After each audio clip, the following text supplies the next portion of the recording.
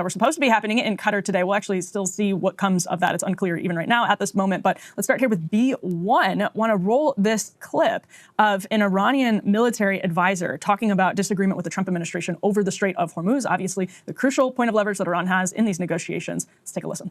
But regarding fees, there is a cost dimension to this matter. There is a tolls discussion, a fees discussion. Our current discussion is about service costs in the Strait of Hormuz. Yes, we want to maintain the security of the Strait of Hormuz. We want to protect the environment of the Strait of Hormuz. We must establish insurance mechanisms so that if incidents occur, ships that encounter problems are covered to reduce their risk. And when we provide all of this, these costs cannot come out of the pockets of the Iranian people. These costs must be collected from those who are transporting oil through this strait. Okay, so that's, Professor Pape, tell us how significant that statement is in the context of these negotiations, obviously, as we already mentioned, with which the Strait of Hormuz is absolutely the kind of critical part right now. It's important in a couple of ways. So number one, what you are watching in the last week is the escalation trap snapping back hard. This is what I was worried about the last time we were on. I realized we all want this war to be over. We want it to be in the end game. And as I was trying to explain, we're in the middle game of the escalation trap, pretty much as I have been telling you for some time, and also the modeling has shown. What you see here is Iran is playing hardball. It is Iran. The big thing that is catching people by surprise is most people have been saying, well, if we could just get President Trump to stop bombing, stop doing the initiation of the violence, then this whole thing will just be over. We'll walk away. It's all going to be good, and we can go about our merry way. Well, the problem is Iran is an actor. And what you are seeing is, as I have been explaining on the posts on the escalation trap, in this period of time, it's actually Iran who's most likely to initiate the violence, the bombing, to close the Strait of Hormuz or diminish the traffic, to keep its leverage. Iran is moving into its period of maximum leverage because the oil inventories are drawing down. In this period of time, it is going to use that leverage to force the Trump administration to stick to the four corners of the MOU. Now, so far, they haven't gone beyond the four corners of the MOU. I think we can see pretty clearly what Iran's red lines are, but they include Israel completely cease firing, not just lowering violence in Lebanon, probably Israel out of Lebanon.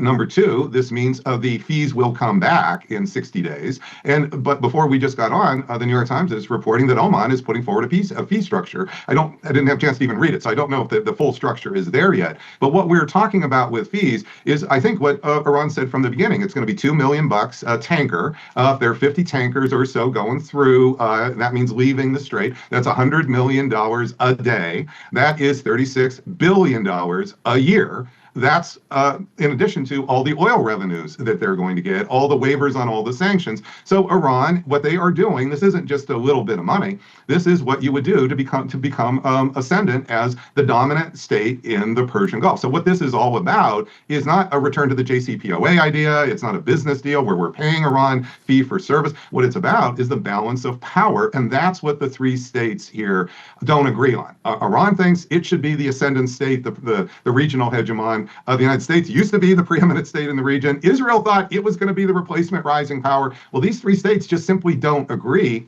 That's the escalation trap in a nutshell. I wanted to get your response to some of the analysis I heard from Professor Mearsheimer that I was just listening to this morning. He feels very confident there's not going to be a full return to war and that Trump will ultimately accept what he describes as a surrender document simply because he's out of military options. You know, in his telling, okay, they tried the air campaign, that obviously didn't work. They tried the naval campaign with the blockade, also didn't work. They do not want and have no concept of how they could do the ground invasion or the army approach in a way that would be more successful. So he doesn't really have another option other than accepting this, what amounts to a U.S. surrender. And I wonder what you think of that analysis.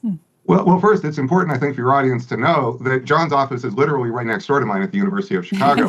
I'm John's first PhD student. So I got my PhD in December 1988. Two of us went through, Mike Bob Pape, so maybe I'm the second one if it was done alphabetically. But the bottom line is I've known John since September 1982. I started as a PhD student at the University of Chicago. He was a first-year assistant professor. So needless to say, John and I know each other really well, and I highly respect John's views. So I think there's a couple things to say. Well, this is what it means. What does it mean to return to a full resumption of the war? Well, Iran is not looking for a full resumption of the war. It wants to keep the oil flow under its control, and it only needs to use small amounts of force in order to make that happen. For Trump to go back to a full bombing campaign, there's a real operational problem. I just posted before I came on my escalation trap Substack, which is Saudi airspace. You see, right now there's something like 8,000 Pakistani troops and jet fighters, also a squadron in Pakistan, and they've been there for over a month, according to Reuters and others. And what that means, that corresponds to when Trump wanted to do that. Remember, he wanted to have a certain operation, Operation Freedom. It got shut down because Saudi Arabia. Well, this is Saudi airspace. So there's going to be a real operational limit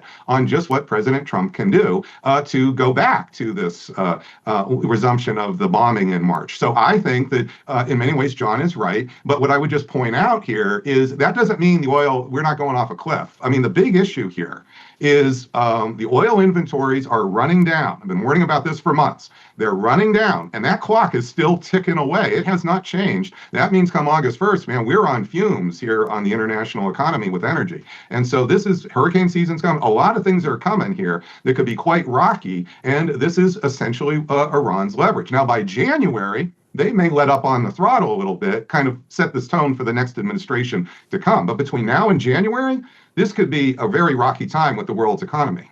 Well, let's get to the Lebanon element of this. We can put our next element up on the screen. This is reporting from DropSite based on, or it's a post on X based from DropSite based on the reporting of Courtney Bonneau. This is going to be B2. DropSite says Israel continued its military attacks across southern Lebanon on Monday, despite a renewed ceasefire announced on June 20th, and then a framework agreement reached on Friday, looking at artillery shelling in the outskirts of a village that's about 15 miles north of the Israeli border. So, Professor Pape, this is for the Trump administration emerging as a challenge almost as monumental as the one with the Strait of Hormuz. Where do you make of the progress or lack thereof when it comes to the U.S. being able to secure this part of a quote-unquote ceasefire agreement that would actually be lasting?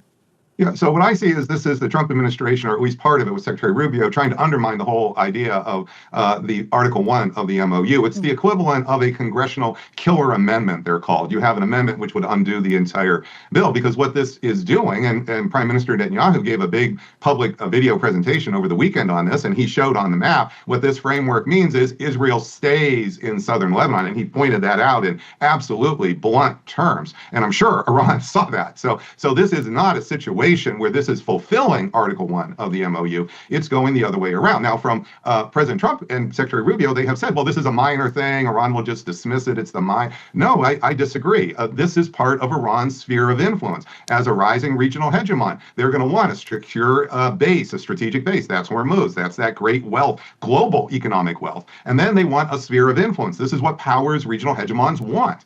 Russia wants it. China wants it. We want it. America wants it. Iran's going to want it. That is where Lebanon comes in, and Lebanon's important not just for ideological reasons, but recall many people are talking about pipelines going through Syria to bypass Hormuz. Lebanon is the perfect aircraft carrier. You've got Hezbollah is the perfect troops. There are already drones there to basically enforce fees going out through the Med if they need to, if those Syrian pipelines occur. So balance of power framework here helps to explain not just generalities, but a lot of the details of what is going on, what Iran wants, why they want it, why we want to undermine it, and that's what I mean by the disagreement. This war can't end until all three sides, the United States, Iran, and Israel, all three sides agree on the new balance of power. That's how wars end. You've been telling us since the beginning that we should pay more attention to things that are actually happening versus words that are being said by the various actors involved. And in that spirit, let's put B4 up on the screen. There's an increasing amount of publicly available data. Here we're talking about satellite imagery confirming the U.S. is continuing a military buildup in the Persian Gulf. 20 new refueling aircraft been spotted at an airbase in Qatar. CENTCOM says it has at least 50,000 soldiers in the region that are ready for action. What do you read into these dynamics? What I think is this confirms what I've been telling you and forecasting. And also, I really appreciate using the right metrics here, because people just want to keep, focusing on every post on Truth Social as if this is somehow the reality. Some are, some aren't. But this is the reality. And by the way, notice that other folks were hoping, as recently as a week ago, that we're pulling troops out of the region when that's not the reality. That this is the reality that you see. And I think also Speaker Johnson this morning, he's floating the idea that Congress will give Trump another 60-day window for more operations. We can conduct operations from the sea with our carriers for a long period of time. We have Jordan. We have some other bases here. This is if the idea that this is not going to, there certainly will never be a return to some serious operations is just too much. I would still say President Trump doesn't want to, but remember, President Trump thought this was going to be over in 3 days. He didn't want to get to. We're starting month 5 of the escalation trap. This is month 5 of the escalation trap, not day 5, not a window. This is where we are. And J.D. Vance told us this was never going to happen. President Trump told us this was never going to happen. The problem is they don't have the control. They just don't have the control. And Professor Pape, one thing we've seen just in the last couple of weeks, I'm just thinking about this now as we're talking, is some of your critics, the most ardent pro-Israel folks out there. I'm curious if you think they kind of proved your point about the escalation trap over the last couple of weeks by saying this MOU is garbage. Trump needs to escalate in order to get a better deal. Now, sometimes they were saying that explicitly. Other times they were saying it's a total straw man to suggest this would necessarily involve 3,000 ground troops and more deaths of American service members and more time spent actually prosecuting the war. But it's hard to get around. That would have been the inevitable consequence of this. So just even as we were talking, this occurred to me that some of your critics were calling to escalate as soon as the MOU came out, which may have been perhaps amusing for you. It is irony of ironies that there is the overlap, as you're pointing out. And I appreciate you telling me about them because there's so much I'm doing and writing, I don't read the comments. No time now, for maybe I should be reading the comment. My wife tells me I should be reading the comments. No. So the way I get the comments is when I talk to you folks, who you always will, you read the comments. We'll That's let you know what you very need to know, Professor Pape. Don't you worry about it. Doing that. And I just want to point out, though, that this is a very tricky middle game. And this middle game, people want it to be over by a date. You know, we got a midterm coming. We got the NFL season coming. Man, we're busy. The problem is that this could go on. And I just want to point out over the weekend, the Fires News Service, the IRGC, started talking about going nuclear, actually having nuclear weapons.